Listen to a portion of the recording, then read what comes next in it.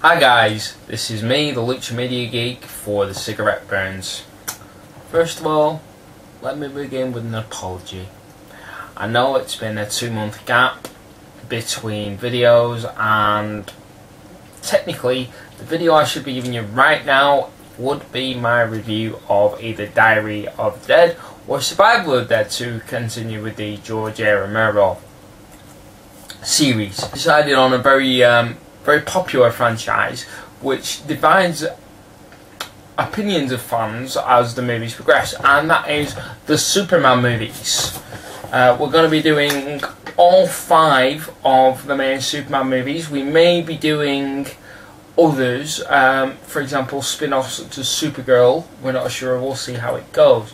For those who I know will definitely be adding their 2 cents onto this particular debate, this series of reviews, are me, DVD Weasel, and a new guy to the channel called Invid Ninja.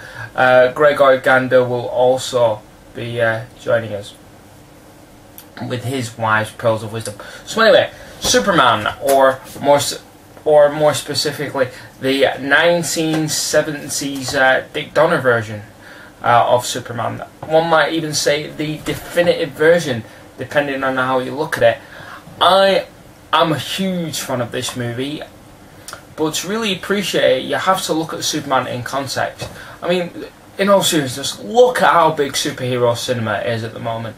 You have, for example, over the next few years alone, you have, ironically enough, another Superman movie coming out, a Jonathan Nolan reboot, no less. You have the Avengers, you have Green Lantern, you have another Batman film. Basically, summer schedules are awash with superhero movies these days, and you've really got to consider that Superman the movie was the first of its kind. It was the first big tentpole superhero movie. It wasn't the first time that superheroes or even Superman had been seen in the media.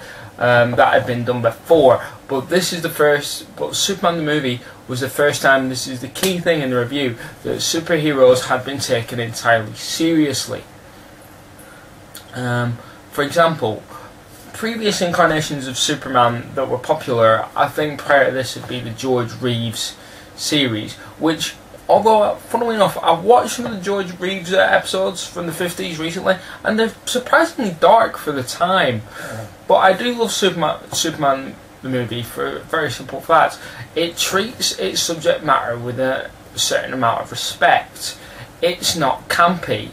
For example, the most popular superhero product prior to that would be the Batman show of the 1960s, which was very camp, very silly. Superman doesn't do that, and it never set out to do that. It was had all the elements in place for it to be a great movie. You had Richard Donner, who'd just come off the success of The Omen, who was picked to direct. Think about it, a guy who'd just directed a supernatural thriller was given a superhero property. And let us not forget, the guys who wrote it were Joseph Mankiewicz, sorry, I think it's Joseph Mankiewicz, please feel free to correct me on that, who's a very talented screenwriter, and Mario Puzo, who've written the Godfather novels. So right away, you've got 3 guys who were clearly going to take this movie and do something different with it, or at least in that time, treat it in a way it had never been tried before. I love this movie. I could just sing its praises from here to thither and yon. I don't think it's perfect, but I'll go into that in the review. I want to talk about the things the movie does right. And essentially, one of the reasons why I love Superman, the movie, and I'm a big fan of Superman in general, he's my favourite comic book character. I know that's massively unpopular to say these days, you know, you've got to be into your Batman and your dark and edgy stuff, but I'm a big Superman fan. And one of the reasons why I like the Dick Donner version of Superman movie is because it's a science fiction film, because Superman is a science fiction character. And at the end of the day, that's what got the movie made. Star Wars had hit big, a couple of years previous, had made huge box office. In fact, I believe Superman was released in 1979, and of course you had Star Wars released 2 years previously. So all of a sudden, science fiction, big fantasy spectacles are big business. Warner Brothers are looking around, what do we own the rights to that's anything like that? They of course own Superman, which is why there are a lot of scientific trappings in there. You've got to remember, a big section of the film does actually take place on Krypton. You know, they establish a huge section of the opening part of the movie on an alien world, and this I think is one of the strengths, because straight away you don't have what you'd expect to see, at least at that time, which was the character straight away on camera. When I stop and think about Superman, it establishes so many, I want to say, rules for superhero movies of this time. Those are broken in certain ones, but now I think it's almost customary for at least in the origin story or the start of a superhero franchise, for us to have to wait a while to see the guy at least in the suit, and that's what happens in Superman. I watched it recently for the review, and it's a good 60 minutes before you see him in the, you know, red, blue and yellow costume. And like I said, that is attributed to the fact of why the film works, which is a 4-act structure. Like I said, it's pitched very much as a science fiction film, and the first act being the most science fiction-esque part, which would be the section on Krypton. Now you've got to love the audacity of any movie that spends the first 5 minutes of its screen time setting up its sequel. That's right, Superman, the movie, and Superman 2 were shot mostly back to back. There is some controversy to that, but I'll get into that when I look at Superman 2, when I review that. But pretty much Superman, the movie, and its sequel were shot back to back. This was a huge production with a lot of money spent on it, which is another reason why Superman's so good. And like I say, it spends a huge amount of time setting up its world and setting up its sequel. You know, we were first introduced to the character of Jor-El. He's got the character of General Zod on trial, and you hear a lot of flowery Shakespearean dialogue. You hear about the imminent destruction of Krypton, and I like that because I watched it and I realised one of the things that makes Superman work as comic booky and as, you know, as, I don't want to use the word childish, but as light-hearted as it can be, one of the things it does do is it treats its audience with quite a bit of intelligence. Basically says, yeah, we're going to throw you in with some, not necessarily deep stuff, but we're going to test your patience. The performance of Marlon Brando as Jor-El has come under a lot of flack from some reviewers. I actually like it. There are a lot of criticisms about Marlon Brando's performance, you know, saying that he was half asleep when he was reading his lines, that he's too stoic. But I think those lines and the way they're written and the way he delivers them are so moving. There are a lot of spoilers in this review. I just want to go ahead and say that, because I'm going to assume, guys, come on, you've seen Superman, let's face it, and if you haven't, you should. One thing I will say is, if you haven't seen Superman yet, stop watching the review, find some time and watch it, because this is going to be a glowing review of Superman the movie.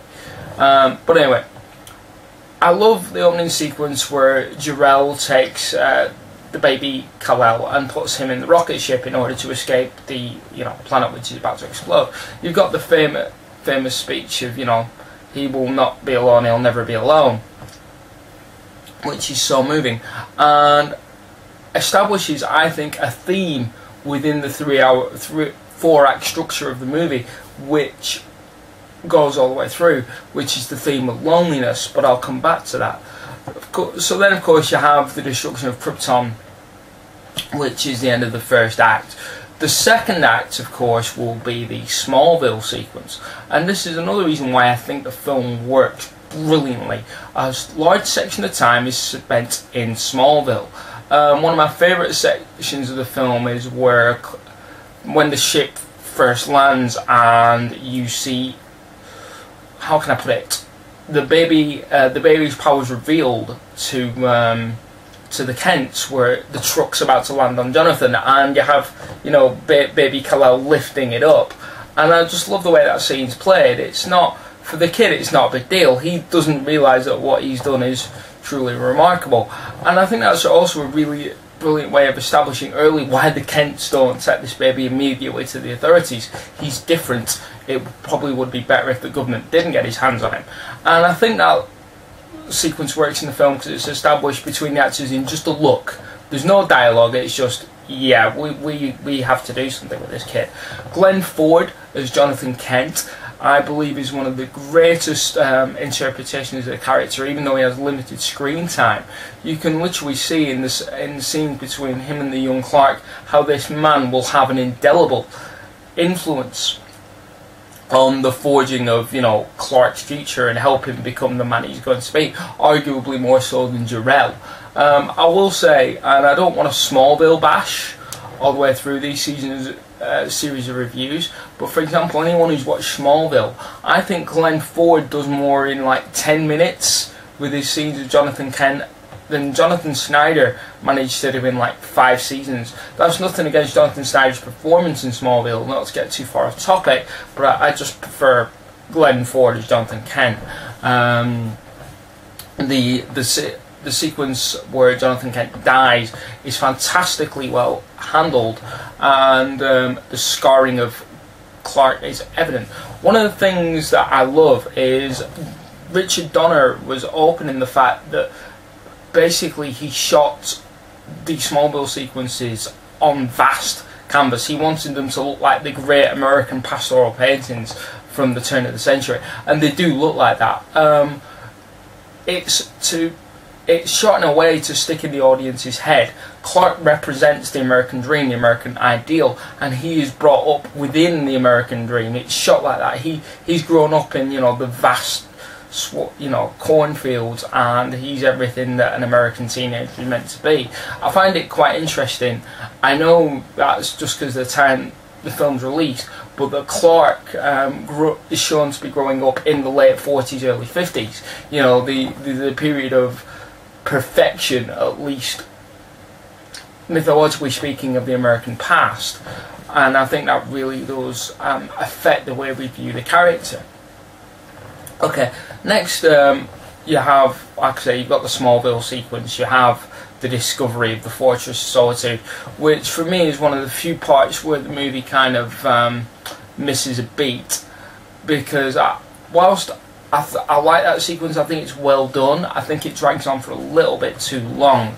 Then of course another sequence will be where Clark is in the Fortress of Solitude speaking to Jarrell and is basically taught what he needs to be about the human condition to become Superman.